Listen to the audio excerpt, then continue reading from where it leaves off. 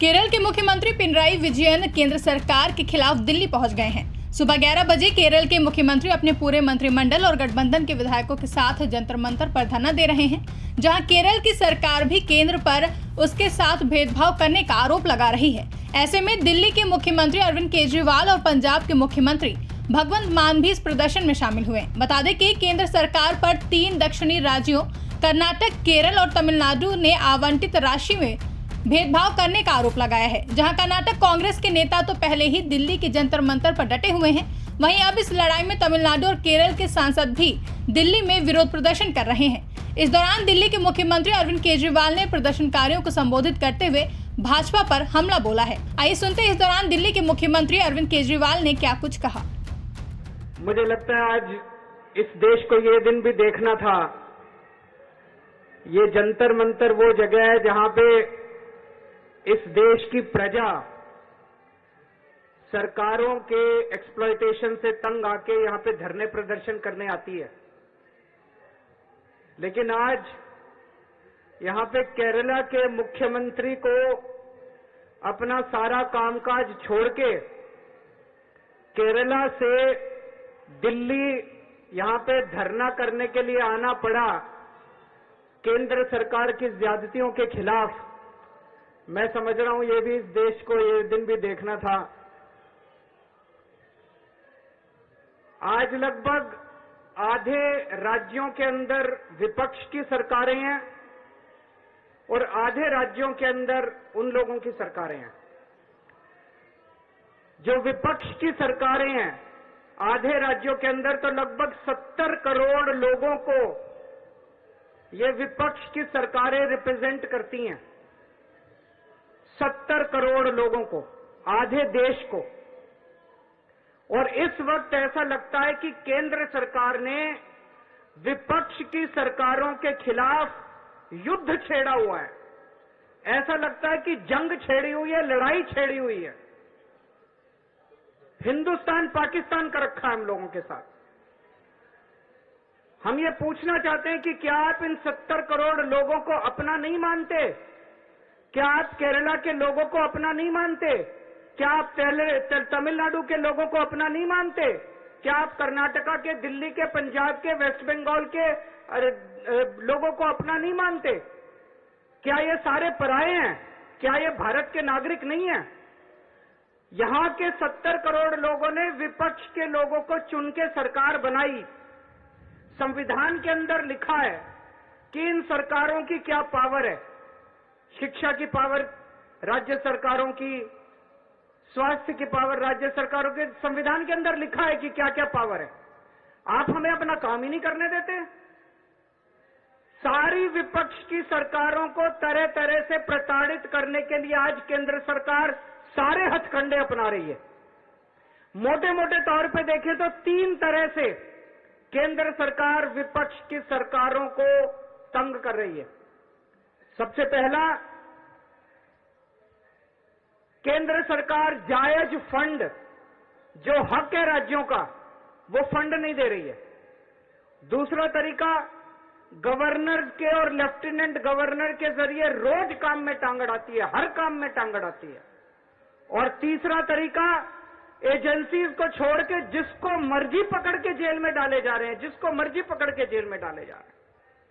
सबसे पहले मैं पहले तरीके पे आता हूं। यहां पे पिनराई विजयन साहब बैठे हैं, पंजाब के मुख्यमंत्री बैठे हैं, मैं दिल्ली का मुख्यमंत्री हूं और कई सारे राज्यों के मंत्रीगण आए हुए हैं। हम सारे रोज इस बात को झेल रहे हैं कि जो जायज फंड उस राज्य के बनते हैं वो फंड हमें नहीं दिए जा रहे। अगर केरला के लोगों को उनके हक के फंड नहीं दिए जाएंगे तो काम कैसे चलेगा? सरकार कैसे चलेगी? केरला की सरकार कैसे चलेगी? तमिलनाडु की सरकार कैसे चलेगी? और हम यहां भीख मांगने नहीं आए। विजयन साहब यहां पे अपने घर के लिए, अपने परिवार के लिए पैसे मांगने नहीं आए, अपने बच्चों के लिए, अपने बीवी बच्चों के लिए पैसे मांगने नहीं आए। वो केरला के लोगों के लिए पैसे मांगने आए हैं। आज पंजाब के मुख्यमंत्री यहां अपने 3 करोड़ लोगों के लिए फंड मांगने के लिए आए हैं। मैं दिल्ली का मुख्यमंत्री अपने दिल्ली के 2 करोड़ लोगों का हक मांगने के लिए आया हूं। संविधान में लिखा है कि कितना पैसा किस सरकार को मिलेगा। ये वाला टैक्स आएगा मैं इनकम टैक्स में था, ये थोड़ा सा ज्यादा जानता हूं इसको। तो कितना फंड, कौन सी सरकार कितना फंड इस्तेमाल करेगी, कैसे इस्तेमाल करेगी, फाइनेंस कमीशन होगा, फाइनेंस कमीशन तय करेगा, ये पैसा केंद्र के पास जाएगा, ये पैसा राज्य सरकार। अरे जो हमारा हक है, हमारा नहीं, लोगों का हक है, केरला के लोगों का हक है, तमिलनाडु के लोगों का हक है, वेस्ट बंगाल के, पंजाब के, दिल्ली के लोगों का हक है। वो हक आप कैसे छीन सकते हैं लोगों का? आप उनका काम कैसे रोक सकते हैं? अगर आप हमारे लोगों के पैसे नहीं देंगे तो हम सड़कें कैसे बनाएंगे, बिजली कैसे देंगे, लोगों का विकास कैसे करेंगे? मैं भी एक दो बैनर देख रहा था, उसमें लिखा था कि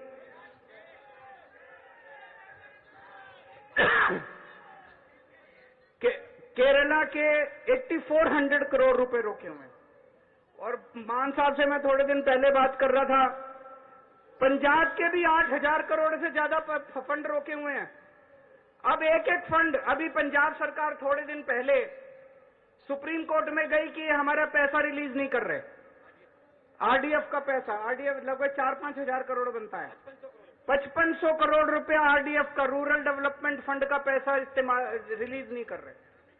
केरल भी गया, सुप्रीम कोर्ट की हेयरिंग अब अगले हफ्ते फिक्स हुई है और तुरंत केंद्र सरकार से फोन आ गया, आइए बैठ के बात करते हैं। तो हम छोटी छोटी बातों के लिए सुप्रीम कोर्ट जाएंगे क्या? ये क्या बदतमीजी है?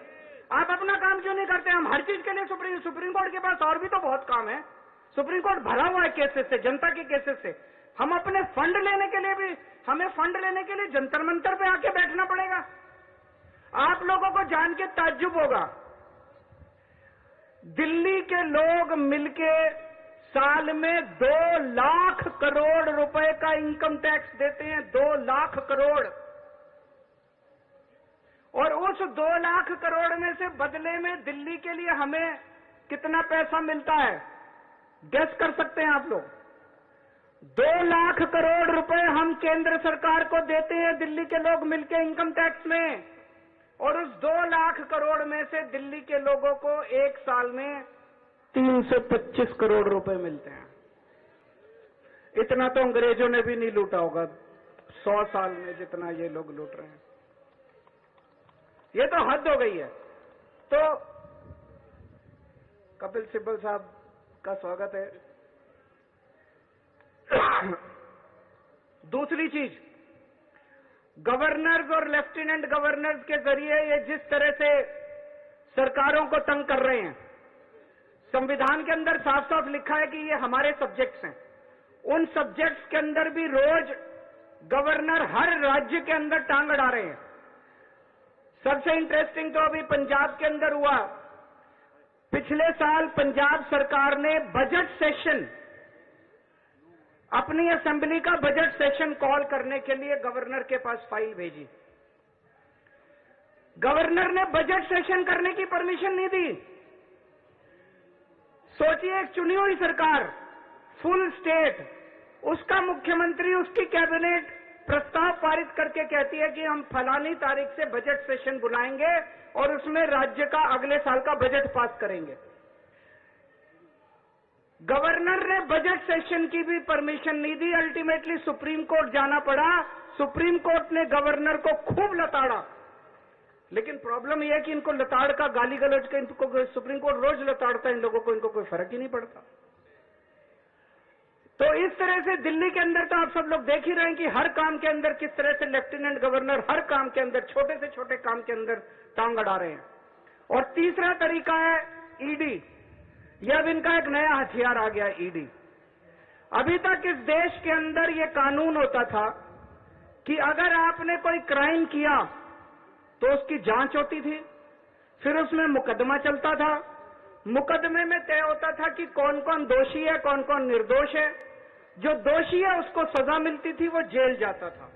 मुकदमे के बाद, मुकदमा खत्म होने के बाद आदमी जेल जाता था जिसको दोषी माना जाता था। अब ये अब तय कर लेते हैं कि इसको जेल भेजना है, तो उसको पकड़ लेते हैं, उसको जेल में डाल देते हैं। फिर सोचते हैं अब इस पे क्या मुकदमा करें, इस पे क्या केस बनाएं। फिर ये केस बनाते हैं और केस बनाने के बाद फिर वो तब तक जेल में रहता है जब तक कि मुकदमा पूरा ना हो जाए और वो निर्दोष साबित ना हो जाए। हमारे देश के अंदर 15-15 साल लग जाते हैं मुकदमे पूरे होने में। तो 15-15 साल किसी को भी पकड़ के जेल, यह भी पीएमएलए जो कानून लेके आए उसमें ही लिखा है कि जब तक उस आदमी को, किसी को भी पकड़ के जेल में डाल दो और जब तक उस आदमी का मुकदमा पूरा नहीं हो जाता, वो निर्दोष साबित नहीं हो जाता, तब तक वो जेल से बाहर नहीं आएगा। ये तो बहुत खतरनाक है। अभी हेमंत सोरेन साहब को इन्होंने जेल में डाल दिया, अभी तक उनके ऊपर कुछ भी साबित नहीं हुआ है, अभी उनके ऊपर मुकदमा नहीं चला है, अभी मुकदमा शुरू भी नहीं हुआ है, अभी जांच चल रही है। लेकिन अगर मुकदमे को 15 साल लगे तो हेमंत सोरेन साहब 15 साल जेल में रहेंगे। और ये तो किसी को भी कर दें, कल मुझे पकड़ के जेल में डाल देंगे, विजयन साहब को पकड़ के जेल में डाल देंगे, स्टेलिन साहब को पकड़ के जेल में डाल देंगे, सीतारमैया साहब को पकड़ के जेल में डाल देंगे, सुखविंदर जी को, किसी भी को भी पकड़ के जेल में डाल देंगे और सरकार गिरा देंगे। हेमंत सोरेन साहब को जेल में डाला, उसके बाद 48 घंटे तक ये लोग तोड़ने की कोशिश करते रहे, जेएमएम को तोड़ देते हैं। ये तो भगवान का भला और जेएमएम वालों का महान है, जेएमएम वाले जो टूटे नहीं इनके सामने।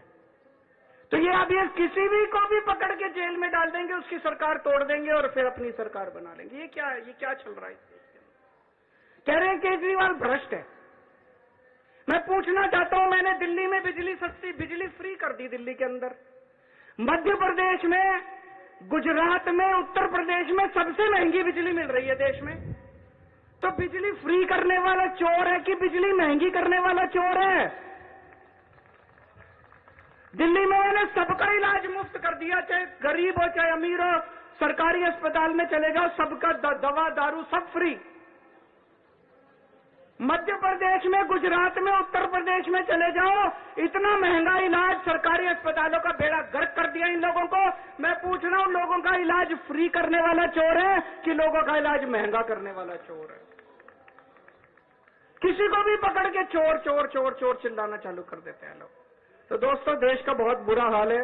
मैं विजयन साहब को बहुत बहुत बधाई देना चाहता हूं, उन्होंने आज ये अलख जगाई है, सबको इकट्ठा किया है।